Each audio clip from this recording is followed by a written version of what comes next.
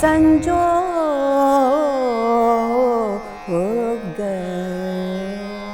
આજનો જે સમય છે એમાં ગુરુનું મહત્વ આપ કેવી રીતે સમજાવી શકો? ગુરુ કઈ રીતે વિચારે છે એ જ્યાં સુધી શિષ્ય પોતાની દિનચર્યામાં ગ્રહણ ન કરે ત્યાં સુધી એ જ્ઞાન જે આપણે કહીએ છીએ એ પ્રાપ્ત નથી થતું. શિષ્ય પોતાનું સમર્પણ કે સંપૂર્ણ એક સમર્પણ ગુરુને આપે છે કે તમે જે શીખવશો એ પરંપરાને હું લઈને આગળ વધીશ. તો જસરાજજી બી સામે બેઠેલા, ગુરુજી બી સામે બેઠેલા, અને કાર્યક્રમ મારો પૂરો થયો તો ગુરુજી બેકસ્ટેજ આવ્યા. અચ્છા. અને મેં એમને પ્રણામ કર્યા અને ખૂબ એમને આશીર્વાદ આપ્યા અને મને ખૂબ અચ્છા કર રહી હો, કભી સીખને કા મન હો તો હમારે પાસ આ જાના. દર્શક મિત્રો, આજના કાર્યક્રમની શરૂઆત છે ને કબીરના એક દોહાથી કરવી છે. ગુરુ ગોવિંદ દોનો ખડે કિસકો લાગુ પાય, બલિહારી ગુરુ આપકી ગોવિંદ દિયો બતાય. પહેલા પ્રશ્નમાં કબીર પ્રશ્ન પૂછે છે કે ગુરુ અને ગોવિંદ, ગોવિંદ એટલે પ્રભુ ઈશ્વર, આપણી સામે આવીને ઊભા રહે તો પહેલાં કોને પગે લાગુ? અને બીજા પ્રશ્નમાં એ પોતે જ જવાબ આપે છે કે બલિહારી ગુરુ આપની, તમારી ખૂબ ખૂબ કૃપા ગુરુ, કે જે ગોવિંદ સાથે મારો ભેટો કરાયો, કે જે ઈશ્વરની કૃપા શું છે, ઈશ્વર શું છે એ તે મને સમજાવ્યું. આજના જમાનામાં વાત કરીએ ને તો ગુરુ એક ક્લિકથી દૂર નથી. એક ક્લિક કરીને આપણને મોબાઈલના સ્ક્રીન ઉપર જે જોઈએ એ માહિતી આપણને મળે છે, પણ જે ગુરુની વાત છે, જે દિશા બતાડનાર, જે માર્ગ ચિંધનાર ગુરુની વાત છે એ તો ગુરુ જ જાણે અને એનો શિષ્ય જ જાણે. નમસ્કાર દર્શક મિત્રો, હું છું બેલા 40,000 અને આપ સર્વેનું સ્વાગત છે આજના કાર્યક્રમ ગુડ મોર્નિંગ ગુજરાતમાં. દર્શક મિત્રો, આજે આપણી સાથે સ્ટુડિયોમાં ડૉક્ટર વિરાજબેન અમર ઉપસ્થિત છે, જેઓએ ગુરુ સાથે સાચી પરંપરા એટલે કે જે ગુરુ શિષ્ય પરંપરા છે તેનાથી સંગીતને સમજ્યું છે, સંગીતની સાધના કરી છે અને હાલ તેઓ ગુજરાત યુનિવર્સિટીમાં ઉપાસના કોલેજ ઓફ પરફોર્મિંગ આર્ટ્સના વડા તરીકે કાર્યરત છે અને ઘણા બધા શિષ્યોને ગુરુની જેમ જ સંભાળીને સાચવીને સાધના કરાવે છે. તો મળીએ વિરાજબેનને અને જાણીએ તેમની સંગીતની સફર અને ગુરુ શિષ્ય પરંપરાને વધુ ડિટેલમાં. વિરાજબેન, આપનું ખૂબ ખૂબ સ્વાગત છે અમારા કાર્યક્રમ ગુડ મોર્નિંગ ગુજરાતમાં. કેમ છો બેન? થેન્ક યુ બેલા. વિરાજબેન, તમારી હું પણ એક શિષ્ય જ છું, એટલે એક શિષ્ય તરીકે જેમ પ્રશ્ન પૂછવાનું મન થાય કે ગુરુ શિષ્ય પરંપરાની આપણે વાત કરીએ છીએ તો આજનો જે સમય છે એમાં ગુરુનું મહત્વ આપ કેવી રીતે સમજાવી શકો? પહેલાં તો મને એવું લાગે છે કે ગુરુ શિષ્ય પરંપરા એક આપણી ધરોહર છે અને જુદી જુદી રીતે ગુરુ શિષ્ય પરંપરાનું પ્રોપગેશન થયું છે. એમાં યુનિવર્સિટી મેથડ કે સ્કૂલ કોલેજ મેથડ એક એનો જ ભાગ છે, પણ વધારે છોકરાઓ સુધી કે વધારે વિદ્યાર્થીઓ સુધી પહોંચાય એ માટે આપણે યુનિવર્સિટી મેથડમાં પ્રચાર પ્રસાર થઈ રહ્યો છે સંગીતનો. પણ જે ગુરુમુખી વિદ્યા છે કે જે આપણે સીના બસીના કહીએ છીએ કે ગુરુની સમક્ષ બેસીને જ્યારે વિદ્યાનું આદાન પ્રદાન થાય છે ત્યારે એક જુદું ઇક્વેશન ગુરુ અને શિષ્યનું બની જાય છે. પણ મને એવું લાગે છે કે કોઈ બી મેથડમાં જો શિષ્યને ગુરુ પાસે કંઈ પ્રાપ્ત કરવાની ઈચ્છા હોય તો એ કરી જ લે છે. અને આજે તો પાછા બીજા ઘણા માધ્યમો છે, જેમ કે તમે કહ્યું તેમ કે students are just a click અવે, એટલે યુટ્યુબના માધ્યમથી કે લેક્ચર ડેમોન્સ્ટ્રેશન્સના માધ્યમથી જ્ઞાન પ્રાપ્ત થઈ જ શકે છે. પણ હું એવું માનું છું કે ગુરુનો સહવાસ અને માત્ર શીખવું એટલે માત્ર સિલેબસનું શીખવું કે માત્ર સંગીતમાં કહીએ તો રાગ શીખવા એનાથી કંઈ જ્ઞાનની પ્રાપ્તિ નથી થતી, પણ ગુરુનો સહવાસ, ગુરુ કઈ રીતે ઉઠે છે, બેસે છે, ગુરુ કઈ રીતે બોલે છે, ગુરુ કઈ રીતે વિચારે છે, એ જ્યાં સુધી શિષ્ય પોતાની દિનચર્યામાં ગ્રહણ ન કરે ત્યાં સુધી એ જ્ઞાન જે આપણે કહીએ છીએ એ પ્રાપ્ત નથી થતું. બેન, તમારા બાળપણની આપણે વાત કરીએ થોડી, કે આજે તમે જે સંગીતની જે સાધના કરીને અહીં સુધી પહોંચ્યા છો તો તમારા બાળપણને તમે જુઓ તો તમારું સંગીત તમારી જીવનમાં ક્યારે પ્રવેશ્યું હતું એવું તમને લાગે છે?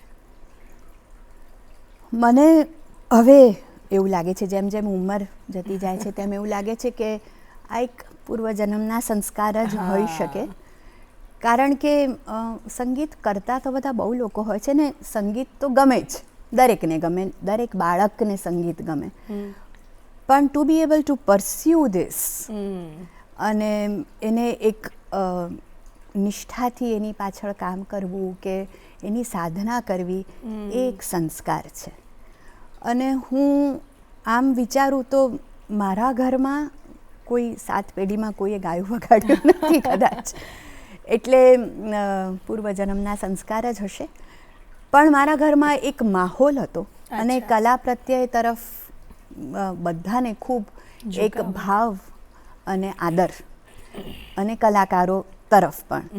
એટલે નાનપણથી અમારા ઘરે કલાકારો આવે જાય, અમે કાર્યક્રમોમાં જઈએ અને મારા મમ્મી પપ્પા મને લઈ જાય એવા સપ્તક જેવી કોન્ફરન્સીસમાં કે 10-12 દિવસ અમે સંગીત સાંભળીએ, કે સવારે ઉઠીએ ત્યારે પણ પંડિત રવિશંકરનું સિતાર ચાલતું હોય કે પંડિત જસરાજજીનું ગાયન ચાલતું હોય, એ સ્વરોથી અમે ઉઠતા હતા.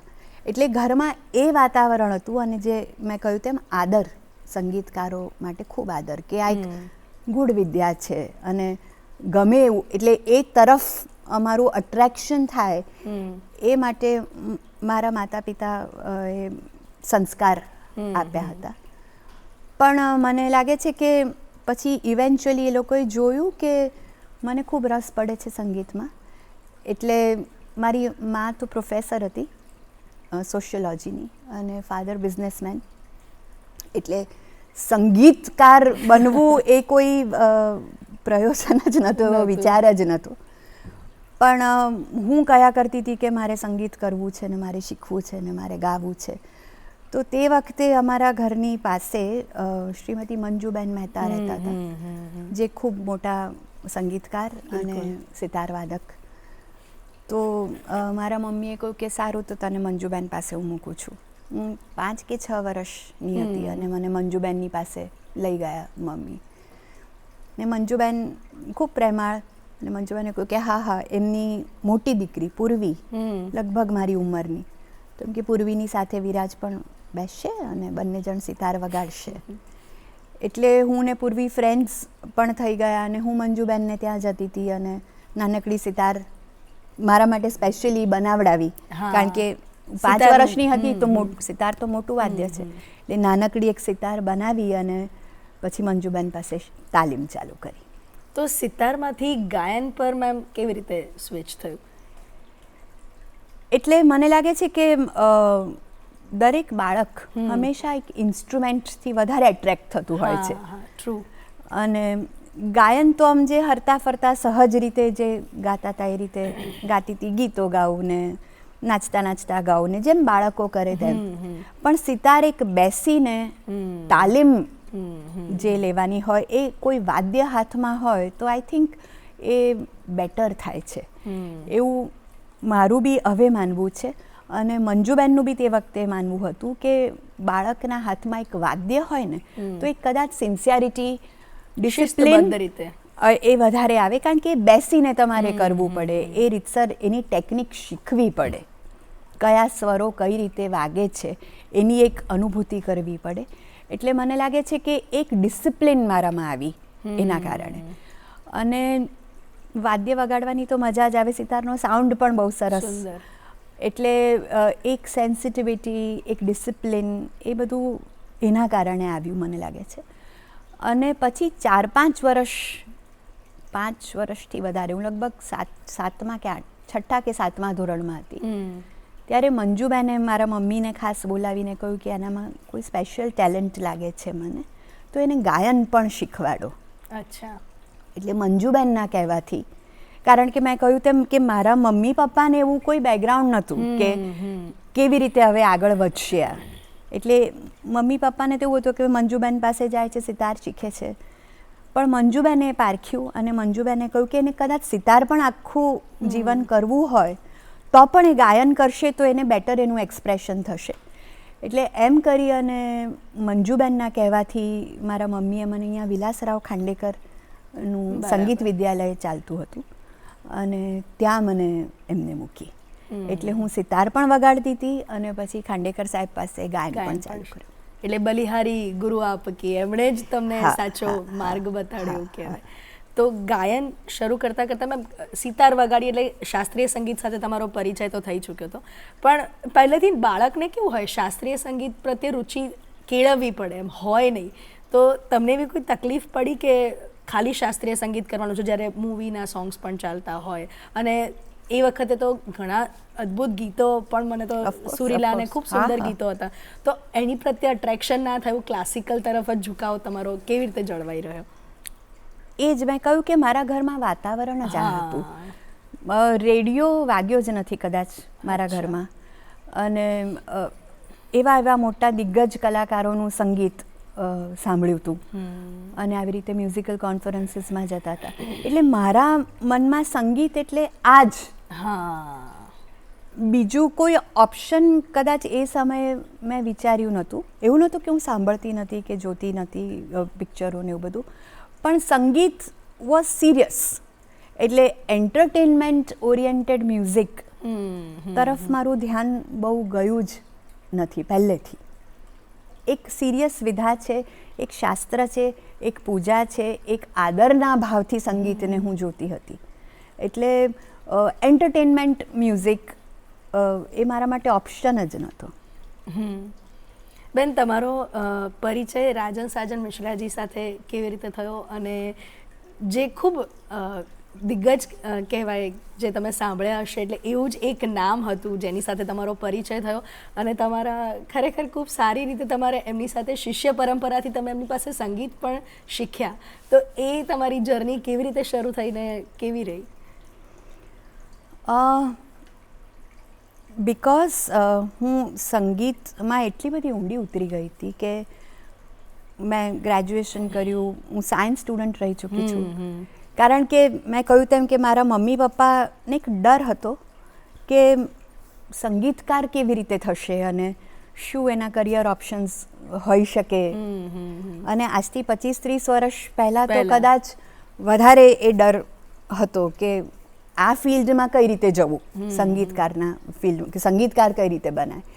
એટલે એવો આગ્રહ હતો કે ભણવાનું તો ખરું જ, ભણવું તો પડશે જ, કરિયર તો બનાવવું જ પડશે. અને લાઈક એની અધર પેરેન્ટ્સ, કે હું સારી સ્ટુડન્ટ હતી તો એમ કે કરી લે ને ગ્રેજ્યુએશન, ગ્રેજ્યુએશનમાં ફર્સ્ટ ક્લાસ આવ્યો તો કે કરી લે ને હવે માસ્ટર્સ. તો હવે એટલે ધીરે ધીરે ધીરે મને પુશ એ લોકો કરતા બી હતા કે એક એકેડેમિક બેકગ્રાઉન્ડ તો જોઈશે જ અને રાખવું પણ પડશે. પણ બાય ધ ટાઈમ મારું ગ્રેજ્યુએશન પત્યું, મેં BSc કર્યું બાયોકેમિસ્ટ્રીમાં, MSc કર્યું લાઈફ સાયન્સમાં, અને કદાચ હું સંગીત ન કરતી હોત તો કદાચ મેડિસિનમાં જાત. બ્રાઇટ હતી ને શોખ હતો એટલે. પણ બાય ધ ટાઈમ મેં બાયોકેમ કર્યું, BSc, ને ત્યાં સુધી આઈ વોઝ શ્યોર કે મારે સંગીતમાં જ આગળ વધવું છે. MSc પૂરું થયું ને મારા લગ્ન થઈ ગયા. એટલે બહુ જ બધું પેરેલલી થવા માંડેલું જીવનમાં. અને પછી મને ક્લેરિટી જોઈતી હતી કે હવે મારે ફાઇનલી શું કરવું છે જીવનમાં. એટલે બાય MSc પાર્ટ 2 પૂરું થયું ને મારા લગ્ન થઈ ગયા હતા. અને પછી અમરની સાથે મારો હસબન્ડ એ વકીલ છે અને સંગીતકાર પણ છે પોતે. એટલે અમર સાથે ઘણી વખત ડિસ્કસ થતું હતું કે હવે શું કરીશ ને શું કરવું છે. ને મેં લેક્ચરરશીપ પણ કરી એઝ અ લાઈફ સાયન્સ ડિપાર્ટમેન્ટમાં 1 મહિનો. અને પછી મેં અમરને કહ્યું કે ના, મારે કંઈ બાયોકેમિસ્ટ્રી ને લાઈફ સાયન્સ ને એવું બધું નથી કરવું, મારે તો ગાવું છે. એટલે અમારે કોઈ પણ તું ગાય જ છે એટલે શું કરવાનું આમાં બીજું, એમ. મેં કહ્યું ના, હજી તો મારે શીખવું છે. અને બાય દેટ ટાઈમ મારું સંગીત વિશારદ અને સંગીત અલંકાર અને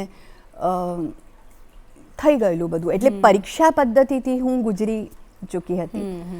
એટલે 1 more ડિગ્રી, એટલે પ્રોબેબલી ડોક્ટરેટ કરું. પણ પછી આગળ શું કરવું, એટલે ખાલી ડિગ્રીઓ ભેગી કરવી એ કોઈ ઓપ્શન નહોતું. અને આ બાજુ MSc પણ કરેલું, એટલે આઈ હેડ ટુ મેની ડિગ્રીઝ. એકેડેમિકલી ઘણું કરી ચૂકી હતી હું. એટલે મેં અમરને કહ્યું કે મારે માત્ર હવે ગાવું છે, મારે ભણવું નથી, એકેડેમિકલી ભણવું નથી. તો એને મને પૂછ્યું કે શું કરીશ. મેં કહું મારે કોઈ મોટા ગુરુ પાસે જવું છે અને વિદ્યા પ્રાપ્ત કરવી છે અને ગાવું છે. એ દરમિયાન એવું, જેમ મેં કહ્યું કે હું સપ્તકને બધા પ્રોગ્રામમાં જતી બી હતી અને પરફોર્મ પણ કરતી હતી નાના મોટા પ્રોગ્રામોમાં. તો એવા એક પ્રોગ્રામમાં લાયન્સ હોલમાં સપ્તકની એક કોન્ફરન્સમાં મેં ગાયું હતું. અને ત્યાં રાજન સાજનજી મારા ગુરુ સામે બેઠેલા ઓડિયન્સમાં. એ વખતે સપ્તકના પ્રોગ્રામમાં એવા દિગ્ગજો સામે બેસીને સાંભળતા હતા. બિલકુલ. તો જસરાજજી બી સામે બેઠેલા, ગુરુજી બી સામે બેઠેલા. અને કાર્યક્રમ મારો પૂરો થયો તો ગુરુજી બેકસ્ટેજ આવ્યા. અચ્છા. અને મેં એમને પ્રણામ કર્યા અને ખૂબ એમને આશીર્વાદ આપ્યા. અને મને કહું, અચ્છા કર રહી હો, કભી સીખને કા મન હો તો હમારે પાસ આ જાના. સામેથી એમણે તમને કીધું. એટલે મને એમ થાય છે કે આજે મેં કહ્યું ને બેલા કે પૂર્વજન્મના સંસ્કાર, કોણ ક્યાં જાય છે, ક્યાં માર્ગ આપણને મળે છે. બાકી હું ક્યાં, હું અમદાવાદમાં ક્યાં, પંડિત રાજન સાજન મિશ્રા ક્યાં, અને એક આખો આવો દ્વાર ખુલ્યો મારી સામે કે અરે આ બી એક પોસિબિલિટી છે જે મેં વિચાર નહોતો કર્યો. મારે તો માત્ર ગાવું હતું, પણ કઈ રીતે હું આગળ વધું એ મને કંઈ ખબર જ નથી. અને એકેડેમિક વે, જેમ મેં કહ્યું તેમ કે વિશારદ કર્યું ને અલંકાર કર્યું ને ડોક્ટરેટ કર્યું ને એ રીતે આગળ વધત ને ગાત જેટલું ગાતે. પણ આ એક મને એક માર્ગ મળ્યો, દિશા મળી. પછી તો મારા મનમાં એ વાત આવી અને પછી મેં મારા હસબન્ડ સાથે વાત કરી. મેં કહ્યું કે મને તો જવું છે હવે દિલ્હી. એટલે એને કહું કે હા. તો અમે બંને નાના નાના હતા અને we were still looking for our careers. અને અમે આગળ કઈ રીતે, એ બી ફ્રેશ વકીલ થયેલો તે વખતે, એ બી લાઈફમાં સેટલ થતો હતો અને મને બી એક દિશા જોઈતી હતી.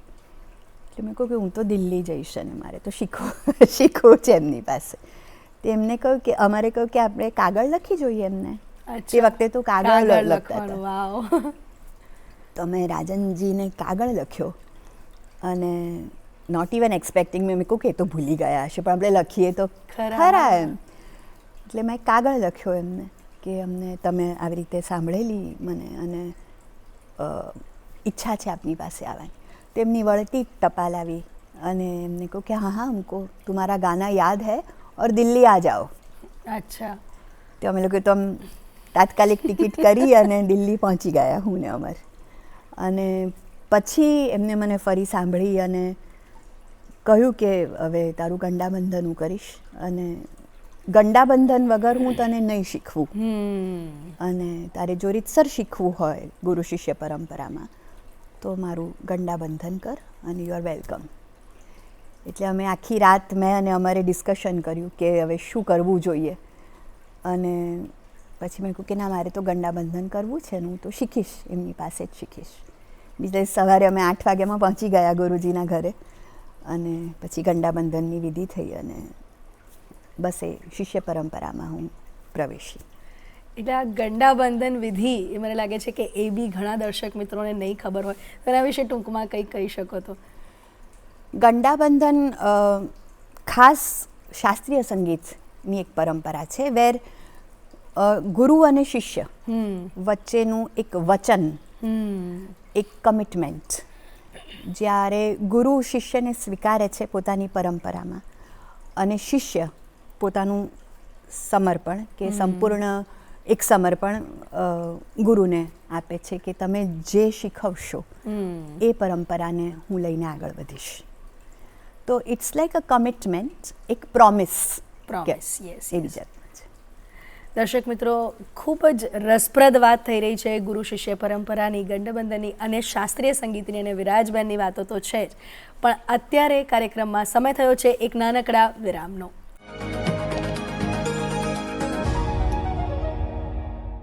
દર્શક મિત્રો, ગુડ મોર્નિંગ ગુજરાત કાર્યક્રમમાં આપનું પુનઃ સ્વાગત છે. આપણે વાત કરી રહ્યા છીએ ડૉક્ટર વિરાજ અમર સાથે.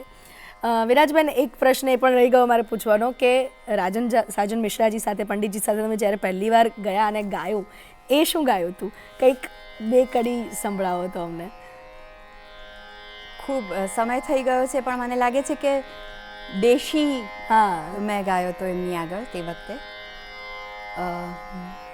એક બે કડી હું ગાઉં. ખૂબ મુશ્કેલ હવે લાગે છે કે આટલું મુશ્કેલ રાગ ગુરુજી આગળ કેમ ગાવાનો મેં પ્રયત્ન કર્યો હશે, પણ એ નાદાનીમાં કદાચ. સા ગ રે ગ સા રે ની સા સાચી કહત હૈ रंग अब साची कहत है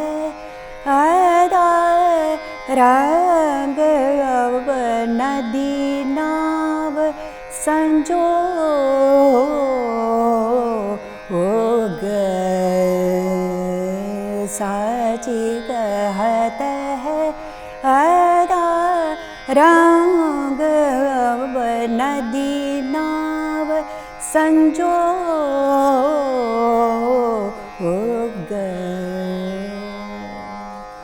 कौन किसी के आवे जावे दाना पानी की समत लावे यही कहत सब लोग साची कहत है रंग अब. બેન મને એવું લાગે છે કે તમે એવું કહો છો કે આ અઘરું છે, પણ તમે ગાઓ છો ત્યારે કંઈ જ અઘરું લાગતું નથી અમને. એમને એવું લાગે છે કે બરાબર છે, તમારા માટે જ છે આ. એટલે ખૂબ સુંદર, અને પ્રભાતનો જ આ સવારનો જ રાગ છે એટલે ખૂબ અત્યારે સુંદર પણ લાગી રહ્યું છે વાતાવરણ. તો બેન પરફોર્મન્સ તો તમારું, અને પંડિતજી સાથે ભેટો થયા પછી તો તમે ઘણું પરફોર્મ બી કર્યું હશે, કારણ કે એક નામ જોડાઈ જાય ને આપણી પ્રોફાઇલમાં, ખૂબ મોટું નામ હતું. તો પછી એકેડેમિક્સમાં તમે જે પ્રવેશ કર્યો, મને યાદ છે કે અમે જે કોલેજમાં ભણતા હતા એમાં તમે અમને ભણાવવા આવતા હતા, અને એ જે એકેડેમિક્સનું તમારું જે ચક્કર શરૂ થયું એ કેવી રીતે અને કેમ કર્યું તમે? એટલે હું એ પહેલાંનું એક લાઈફનો એપિસોડ એ કહું કે હું જ્યારે ગુરુજી પાસે ગઈ, રાજનજી પાસે શીખવા, ત્યારે હું ડૉક્ટરેટ ઓલરેડી કરતી હતી. અચ્છા. અને પંડિત નારાયણરાવ પટવર્ધન જે MS યુનિવર્સિટીના ડીન હતા, એમની પાસે મેં ડૉક્ટરેટમાં એનરોલ કરેલું હતું, અને લગભગ 2.5-3 વર્ષથી એ કામ એસ્થેટિક્સ ઓફ અ બંદિશ પર મારું તે વખતે થીસીસનું રિસર્ચનું કામ ચાલતું હતું. પછી હું ગુરુજી પાસે ગઈ અને એમને મને પૂછ્યું કે તું શું કરે છે હમણાં? એટલે મેં કહું હું ડૉક્ટરેટ કરું છું. એટલે એમને કહું કે અચ્છા તબ તો બહુત પढ़ी लिखी हो तुम, તો ગાના મત ગાઓ, યહી સબ કરો. એટલે મેં કહું કે ના ના, મારે તો કે આવું બધું નથી કરવું, મારે તો ગાવું જ છે.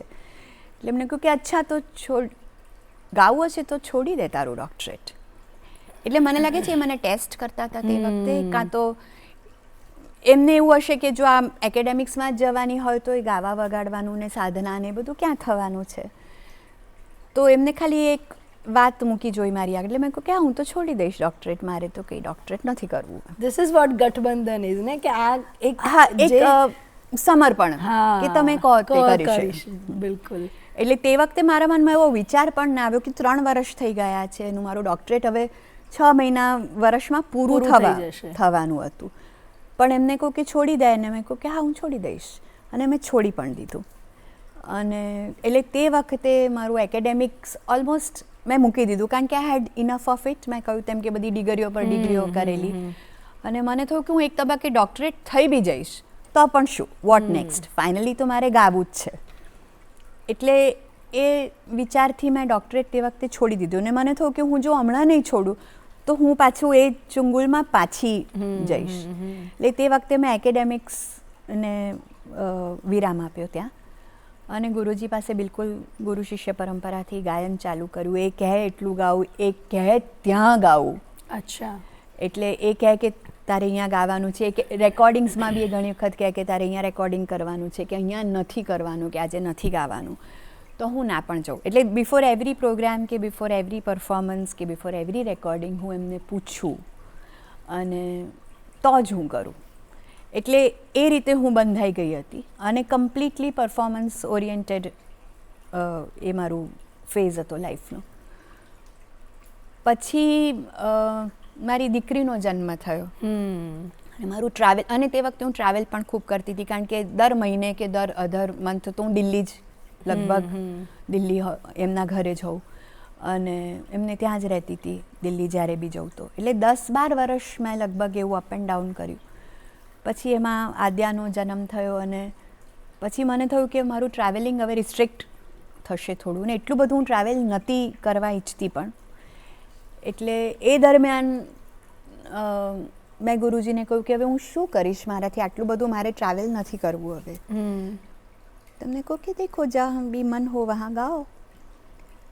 એ દરમિયાન મને જેજી કોલેજમાંથી ઓફર આવેલી. જેજીમાં પરફોર્મિંગ આર્ટ્સ ડિપાર્ટમેન્ટ નવો ખુલ્યો અને એમ કે તમારે અહીંયા શીખવવું હોય તો મને થયું કે મે બી ધીસ અ ગુડ ઓપ્શન. એમ કરીને મેં અઠવાડિયામાં એક વખત કે 2 વખત એવી રીતે ચાલુ કર્યું. એટલે એ મારા માટે એક નવી વાત હતી કે અહીંયા રહે હું કારણ કે મારે ક્લાસ પદ્ધતિમાં બી પડવું નહોતું અને મારે ક્લાસ ખોલીને બેસવું ઘરમાં એ પણ એક મોટું કમિટમેન્ટ હોય છે, એ પણ મારે નહોતું કરવું. એટલે મારે પાર્ટ ટાઈમ ટીચિંગ હું કઈ રીતે એક્સપ્લોર કરી શકું એમ કરીને મેં જેજીમાં થોડું આવી રીતે શીખવવાનું ચાલુ કર્યું. એટલે એ રીતે એકેડેમિક્સમાં મેં ઝંપલાવ્યું થોડું. પછી એમાં રસ પડવા માંડ્યો મને અને પછી જેજીમાંથી જ મને પ્રિન્સિપલશિપ પણ ઓફર થઈ. એટલે 2 વર્ષ ત્યાં પ્રિન્સિપલ તરીકે પણ કામ કર્યું. એટલે મને જાણે મારી સામે ડેસ્ટિની રસ્તા ખોલતી ગઈ, ઓપન કરતા હતા. રાઈટ. અને જાણે મારે કંઈક બીજી દિશામાં જવાનું છે કે જવું છે એવો મને એક રસ્તો દેખાતો ગયો. એમાં વન ફાઇન ડે 2011માં તે વખતના વાઇસ ચાન્સેલર ડૉક્ટર પરિમલ ત્રિવેદીનો મારા મોબાઈલ પર ફોન આવ્યો કે બેન અમે ડિપાર્ટમેન્ટ ખોલી રહ્યા છીએ પણ ડિપાર્ટમેન્ટ તમે ચલાવશો તો જ અમે ખોલીશું. અચ્છા. તે વખતે તો મને થયું કે વાઇસ ચાન્સેલર આવો મને કેમ ફોન કરે છે અને મારે આ કામ કરવું છે કે નહીં મને ખબર જ નથી. એમ મેં તે વખતે ગુરુજીને પૂછ્યું. મેં કહ્યું કે मैं क्या करूँ, ऐसे vice chancellor of Gujarat university का फ़ोन आया है. तो कह रहे करके देखो, नहीं मज़ा आ रहा है तो छोड़ दो, तुम्हारा गाना तो है ही है, पर एम के देखो कि गाना नहीं सफ़र होना चाहिए और वो तो तुमको करना ही है, साथ साथ में अगर ये हो सके तो एक्सप्लोर करके देखो. એટલે મને પરિમલભાઈ એક જગ્યા બતાવી અને મને કહું કે આ તમારી હવે અને હવે તમે અહીંયા ડિપાર્ટમેન્ટ ડેવલપ કરો. એટલે મારા માટે ખૂબ ચેલેન્જિંગ હતું કે એક યુનિવર્સિટી મેથડમાં મારે પરફોર્મિંગ આર્ટ્સ લઈ આવવાનું અને શીખવવાનું અને એને એક માળખામાં મૂકવાનું. કરેક્ટ.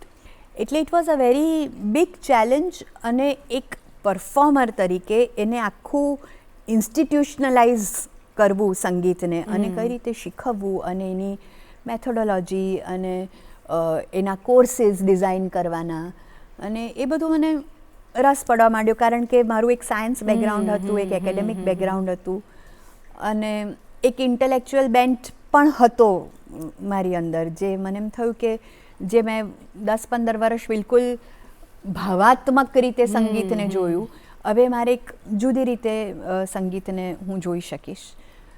તો it was challenging for me અને 2011માં ઉપાસનાની સ્થાપના થઈ અને પહેલાં તો માત્ર માસ્ટર્સ કોર્સથી ચાલુ કર્યું અમે કારણ કે યુનિવર્સિટીનો પ્રેરોગેટિવ હોય છે કે માસ્ટર્સ BA BCom BJ થાય પણ માસ્ટર્સ કોર્સીસ ગુજરાત યુનિવર્સિટી કરતી હોય છે.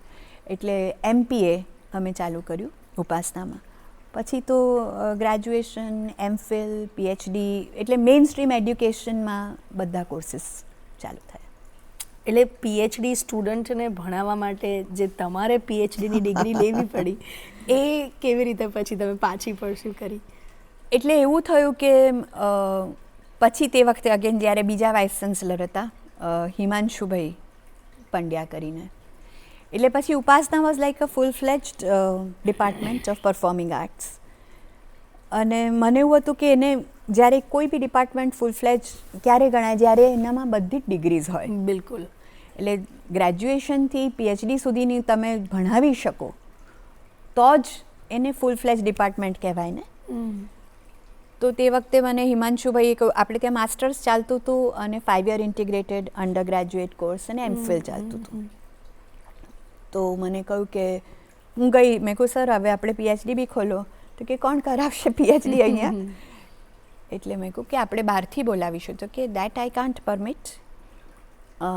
જ્યાં સુધી એટલે હું હેડ હતી કે હેડ PhD ના હોય ત્યાં સુધી હું તમારા ડિપાર્ટમેન્ટમાં PhD નહીં આપું. એટલે મેં કહ્યું કે સાહેબ પણ આપણે બહારથી એક્સપર્ટ્સ બોલાવીશું કે કોઈ એફિલિએશન્સ કરીશું.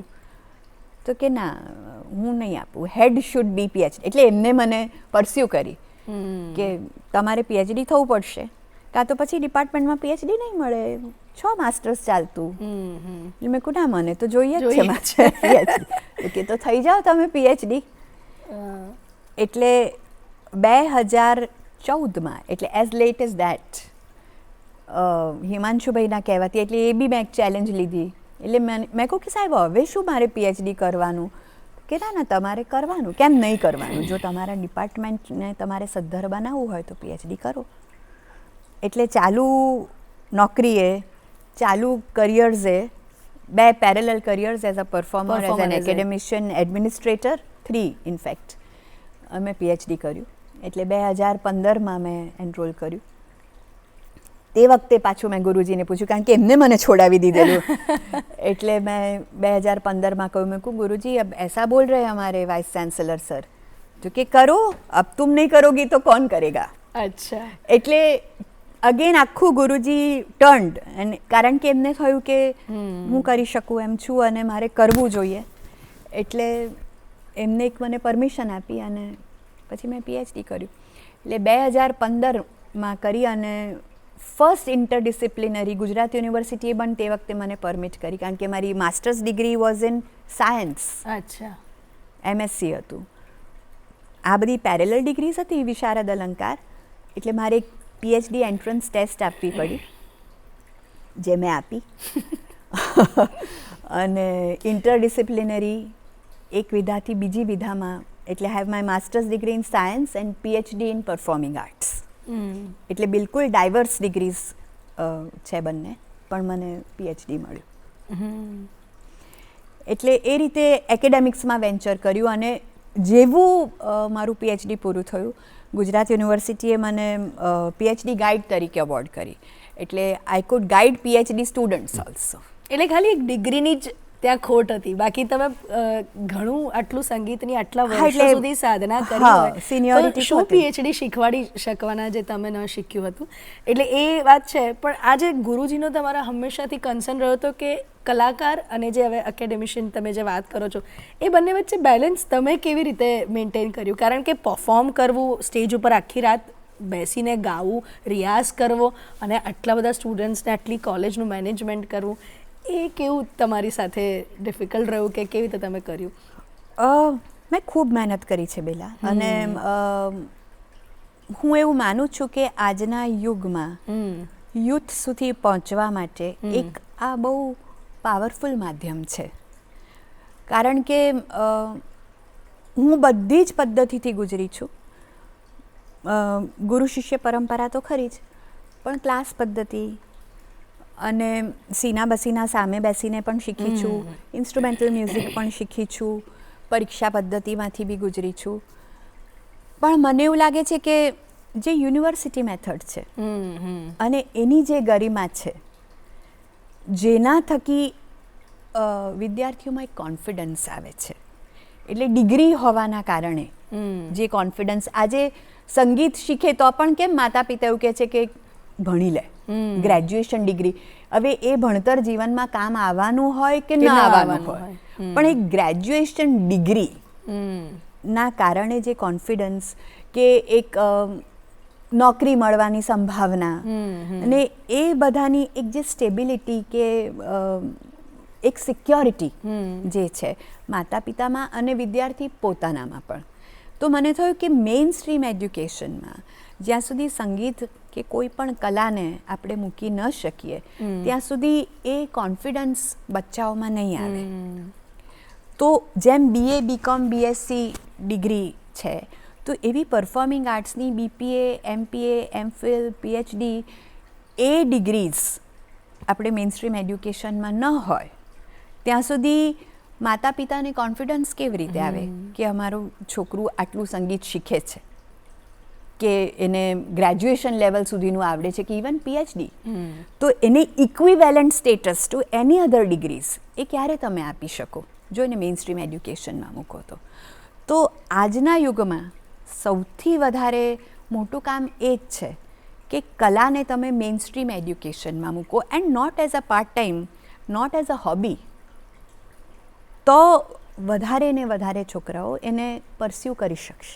એટલે અત્યારે મેમ જ્યારે હું પણ મ્યુઝિક ફૂલ ટાઈમ કરતી હતી ને જ્યારે હું પણ શીખવતી હતી ત્યારે પેરેન્ટ્સનો કન્સર્ન એવો હોય કે ગાવા ક્યારથી લાગશે, સ્ટેજ પર પરફોર્મ ક્યારથી કરવા લાગશે. એ તો આખી જુદી બોલ ગેમ છે, કારણ કે છેલ્લા 10 વર્ષમાં મને એવું લાગે છે કે પરફોર્મિંગ આર્ટ્સ ટુ પરફોર્મ એ બહુ મોટી એક એન્ટરટેનમેન્ટ ઇન્ડસ્ટ્રી તરીકે ડેવલપ થઈ છે. વેન વી વર લર્નિંગ એ સાધના હતી, બિલકુલ, અને એક વિદ્યા હતી. હવે એ આખી જુદી બોલ ગેમ છે. હવે it's an industry, entertainment industry. Perform શાસ્ત્રીય સંગીત specially was never a performing art. આપણે ત્યાં તો એને સાધના કહી છે, એને ત્યાં શાસ્ત્ર કહ્યું છે. તો પરફોર્મન્સ ઓરિએન્ટેડ શીખવવું એ પાછું એક જુદી વાત છે. અને એ ફોકસ ના હોઈ શકે, કોઈ બી વિદ્યાનું એ ફોકસ ના હોય કે તમે પરફોર્મ ક્યારે કરો છો. સાચી વાત છે. પણ ઇવેન્ચ્યુઅલી તમે સારા હો તો લોકો તમને સાંભળવા ઈચ્છે જ, એટલે પરફોર્મન્સ થાય જ. એટલે મને લાગે છે કે વિરાજબેન તમારી સાથે જેટલી વાત કરીએ ને એટલું ઊંડું નીકળતું જાય, ખોદાતું જાય ને નવા ડાયમંડ નીકળતા જાય, પણ સમયની આપણે અહીંયા મર્યાદા હોય છે. અને દર્શક મિત્રો, આજે આપણે વિરાજબેન સાથે વાત કરીએ પરથી એવું લાગે કે જે પેઢી દર પેઢી વહેતી સંસ્કૃતિ છે ને એ જ આપણી ખરેખર ધરોહર છે. અને સંગીત એક એવી આર્ટ છે, એક એવી કલા છે કે જે એક મુખથી બીજા મુખ સુધી પહોંચતી જ વિદ્યા છે, કે જે આપણે ચોપડીમાં જોઈને ક્યારેય શીખી નથી શકતા, માત્ર શબ્દો મળે છે, પણ જે સુરોની સાધના છે એ તો ગુરુ સાથે જ થઈ શકે. વિરાજબેન, તમે અહીં કાર્યક્રમમાં આવ્યા અને અમારા દર્શક મિત્રો સાથે આટલી સુંદર મજાની સંગીતમય વાતો કરી તે બદલ આપનો ખૂબ ખૂબ આભાર. Thank you so much.